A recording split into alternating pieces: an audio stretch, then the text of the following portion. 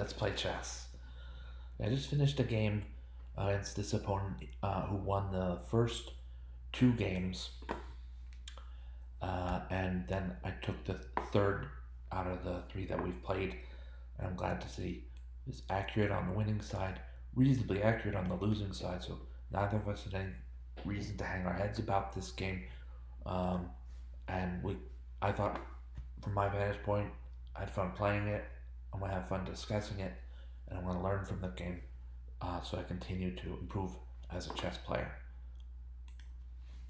I had the white pieces here, and I played king's pawn opening because the queen's pawn opening didn't work for me in the first game of the three. And so I allowed myself into the king's pawn opening. And those of you who've been watching know that I've been playing the queen's pawn opening as my as my main opening. But here I played the king's pawn opening. They're both great, and kind of segued into this 2c4 by white, where I don't know, you can get like all kinds. You can get different openings. Sometimes it comes up as an accelerated pan-off attack. Anyway, uh, my opponent played c5 and just some good, solid developing moves. D6 is out of book. Maybe a little bit passive, but the idea is to get a really strong hold over c5, and there's still enough room for bishop e7 and probably knight f6, though. Yeah, because the pawn at d6 also holds the e5 square, keeping the e4 pawn at bay. And in this way, black can solve his kingside development and get a castle in, and have a fine game. Knight f3, knight c6, just these mostly developing moves. We go back into book with the move pawn to d4, and then capture his book. We're going to trade material on the d4 square, which I agree with the engine's mark here that maybe black doesn't need to liquidate on d4, but from a competitor standpoint, I'm glad to play against that, because if queen takes d4, knight to f6, bishop e2, some good solid developing moves. I like this move here. Pawn to e5. The computer sees it as good and not excellent or best, and that's fine for the computer, but for me, I think this is a really strong move.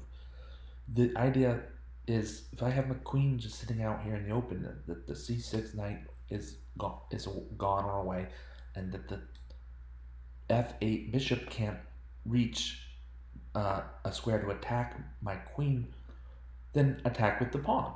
So here on e5, that queen cannot just be let to sit right here in the sweet, sweet center, where she'll find a way to win a strong tactic, win some material via a strong tactic. So I like e5, forcing the queen to move back to maybe a slightly less to a square that's not quite as good on d3. And now bishop to e6, just good developing move. There's nowhere else to go along the c8 h3 diagonal, so this nice strong position on e6 where the bishop's defended by the f7 pawn, and the f7 pawn is defended by the bishop. Solid, and this is just my opponent's playing some just solid, positional chess, right? Nothing too crazy, nothing too out of the ordinary yet. Just some solid positional chess. So I want to break that up by h4.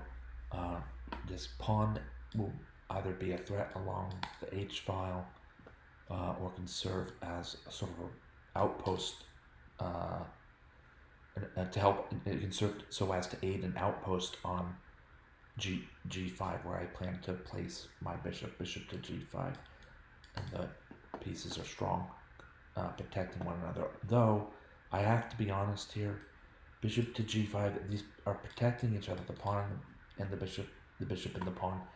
But Black could play pawn to h6, and that kind of does away with that. Maybe the bishop liquidates on f6 or moves back to e3 or something.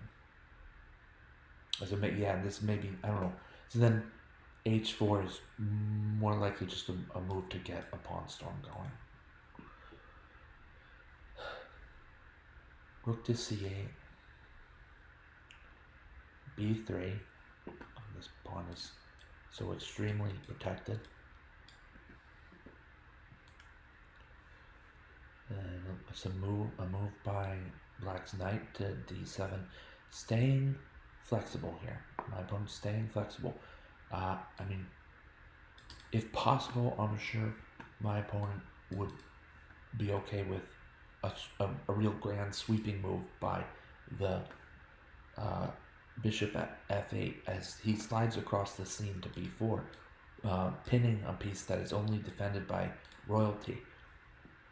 But patient, very patient. My opponent doesn't want to waste a move to play to e7 and then to b4, for instance. So getting things in line to play bishop e7 is just a little bit of a touch there that if it works out will save tempo. Perhaps this knight is destined for c5 and we'll have a strong outpost there. I'll get on with my one pawn storm. Strong as it is anyway for even being just one pawn. And h6, nice what they call prophylactic move, but it's a preventative move, and my bishop will not be at g5. My bishop will not slide to g5 anytime soon. And yeah, that's, I don't know. That's that. And here I played bishop e3 to develop a piece, and it looks like the computer has found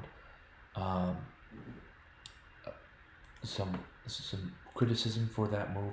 So we'll move now to analysis. Torch 4 Light recommends queen to g3. Between the pawn on h5 preventing movement from, or helping to, not necessarily preventing entirely, but helping to stop movement of the g pawn either by way of en passant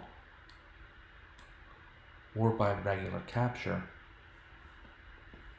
I think what Torch is indicating is that the queen side is at a stasis. It's not too much to worry about right now. But if I swing my queen over to the king side, the queen side is stasis. I swing my queen over to the king side, then now maybe there's something going between the h pawn, the queen at g3, and the undeveloped, soon to be developed, dark squared bishop on c1. You could even well, not while she's on g3, but in some variations you would figure in the move pawn to g4 could be interesting here for white. There's black doesn't have enough power on that square to capture it without losing material, so the follow-up g5 is strong, and the rook at h1 is also not out of this. The rook on h1 is not out of this game, not yet.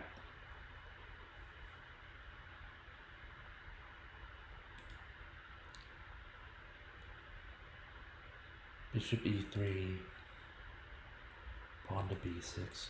Some of these moves are not 100% accurate. Except for knight to c5 is strong. Bishop takes c5. This is one of those moves that comes with experience. With white to move here, the darn knight has gotten so far. He's attacking your queen and the pawn. This pawn's defended well, so maybe we're not worried about that. He's on this outpost on c5 that is extremely, extremely strong for this knight. You look at this and say, there's no way that my bishop on e3 is stronger than the knight on c5. I say, don't even worry about calculating. We're trading minor pieces. at that rate. And now the position comes to be more about whether or not to trade queens and so on and so forth. I decided to trade a queen. I thought it's a strong move after the queen trade. White's knight captures on a7 and is gonna just go right back to b5. I had to think about this. I think I spent a good amount of time on this move, where he's threatening knight to c7 check. But he's also pretty darn safe. Yeah. And then knight c7 check. With more and more pressure, as people make mistakes, there goes a mistake, and the resignation, because the knight will capture on a8 and be up at least the exchange. I can't see any way of really. Actually, this knight doesn't even need to be rescued. The capture, I don't know exactly which move Black would play after that, but I see the possibility of the knight capturing another pawn on b6, and the position is now crumbling for Black. I can't do it on this view, but as I've played this player 3 times, and I won in the third game, my mind says, what if I go back and review one of the games that I lost before the win? This seems like a thing to do. So with that in mind, I might be removing my restriction on reviewing loss. I'm going to remove my restriction on reviewing my losses. This is, as one domino falls, then so too do the many. I can't really do that right now just because of timing and so on. But yeah, my opponent played 2 strong games before this. I lost both, and I'm really glad to have emerged victorious in this third of the 3 games. So glad about that. I played a nice, accurate game, and it's good. It's a good thing. All right. Thank you so much for watching. Thank you, Gravitrons.